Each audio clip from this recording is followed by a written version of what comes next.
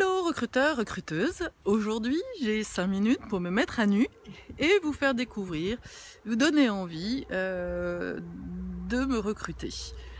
Bon, ok, je suis pas complètement à poil, faut quand même pas exagérer, mais non, l'idée était vraiment de vous donner ce qui est pour moi important, justement, cette mise à nu, c'est un élément qui est très différenciant chez moi.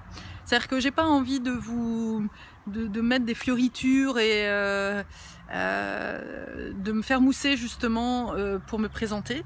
Ce qui m'intéresse, c'est de vous présenter tel que je suis, pour que vous donnez les moyens de choisir en toute liberté et en toute connaissance de cause. Cette démarche, c'est aussi celle que je prône pour l'entreprise de demain. J'ai fait 20 ans de marketing, 20 ans où la plupart des entreprises me demandaient justement de promouvoir et de mettre en avant des valeurs, des arguments que je ne voyais pas incarnés dans le produit, dans les services, ni dans l'entreprise. Et ça, je ne veux plus de ça.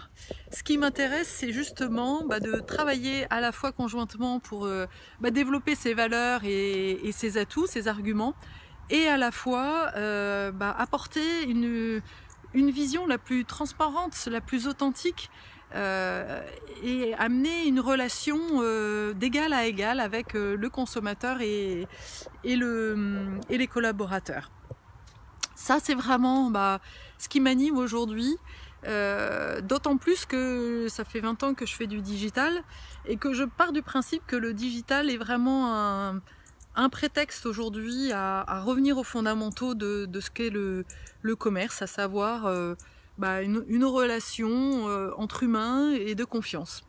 Je suis née en Normandie et quand dans les petits villages, dans mon petit village, il n'y avait pas de digital à l'époque, mais en tous les cas, quand il y avait un mauvais commerçant qui vendait des mauvais produits, vous pouvez être sûr qu'il faisait pas long feu parce que tout le village le disait, en parlait, et du coup il pouvait pas perdurer. Aujourd'hui, pour moi, le digital apporte ce bouche à oreille et rétablit en fait la vérité entre ce que l'entreprise ou ce que les gens disent de leurs produits et le vécu. Pour moi, c'est vraiment le premier élément sur lequel l'entreprise doit travailler aujourd'hui. C'est-à-dire cet alignement entre ce qu'elle veut être, ce qu'elle prétend être et ce qu'elle est réellement. Pour exemple, il y en a 36 000 des exemples, mais dans mon entreprise précédente, je la nommerai pas, mais elle prenait des valeurs, par exemple, de prise d'initiative ou de confiance, et considérait qu'elle était très partenaire, qu'elle avait une relation de partenariat avec son réseau de distribution qui était pas intégrés, en fait, c'était pas des salariés, c'était des indépendants.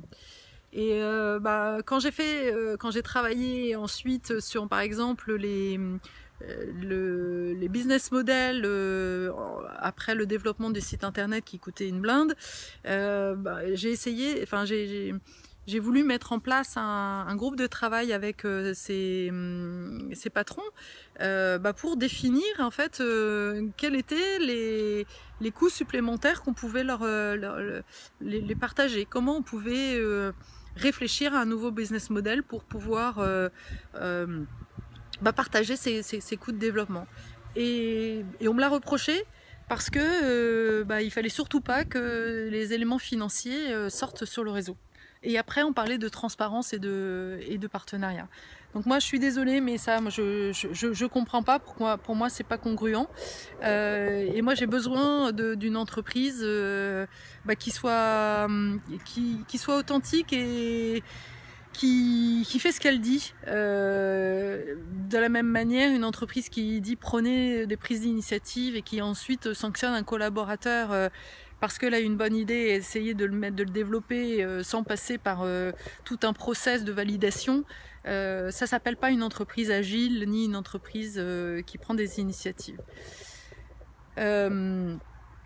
Donc pour ça, je pense avoir plusieurs atouts pour mettre en place et accompagner ces entreprises dans ce développement de l'ADN et de l'identité et de l'alignement.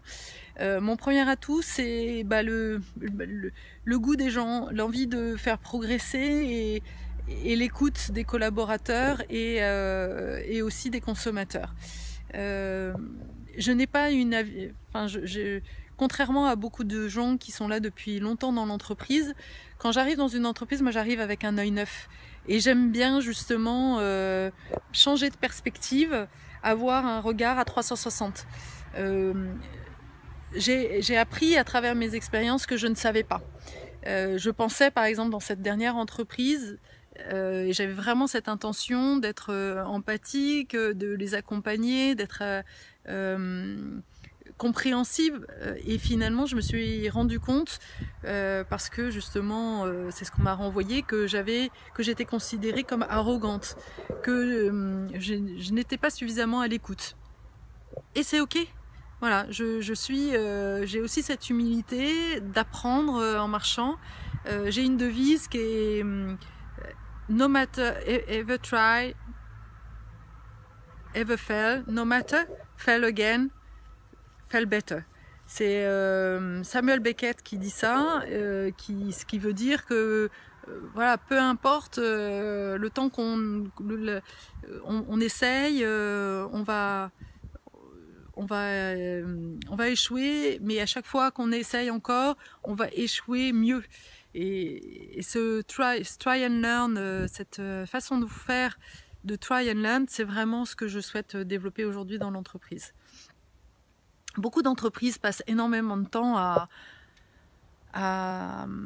définir un projet avant de se lancer. Je pars du principe, moi j'ai plutôt un mode un peu start-up, et c'est ce que j'ai développé d'ailleurs chez Bouygues Télécom, où en gros on a commencé à faire, et puis on a ajusté au fur et à mesure, et c'est ce qui a fait que en un an de temps on a réussi à développer des partenariats hyper riches et hyper stables avec un certain nombre de fournisseurs de contenu.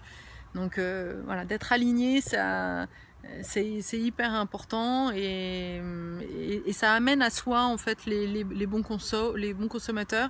Ça fait qu'on a beaucoup de gains de publicité, puisque on devient attractif, on a des bonnes valeurs, les gens viennent pour de bonnes raisons, et c'est ça que je voudrais attirer à moi en fait demain. Une entreprise qui ait envie comme moi de plus d'authenticité, de plus d'humanité dans l'entreprise, et qui comprend que rien n'est acquis, qu'on ne sait pas où on va, mais en tous les cas on connaît en fait les valeurs qui vont porter dans l'entreprise, et on est là pour progresser ensemble. Et chaque individu prend sa place. On leur donne pas une place définie, mais l'idée c'est voilà, que les gens aillent vers ce qui les passionne, et faire de cette entreprise une entreprise apprenante. Voilà, bon, je pense que là il commence à faire un peu frisquet, mine de rien, donc je vais me rhabiller.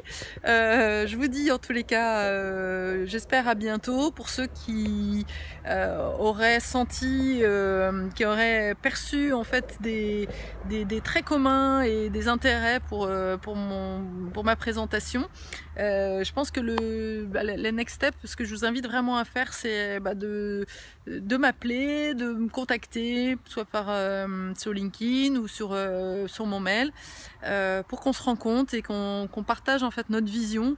Moi, c'est comme ça que j'ai envie d'avancer aussi.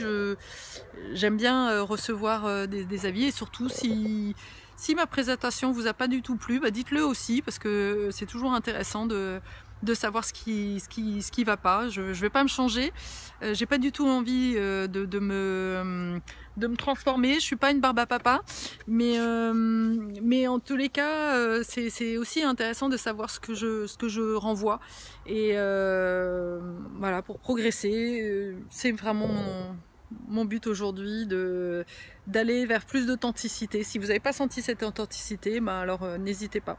Voilà, merci, à bientôt.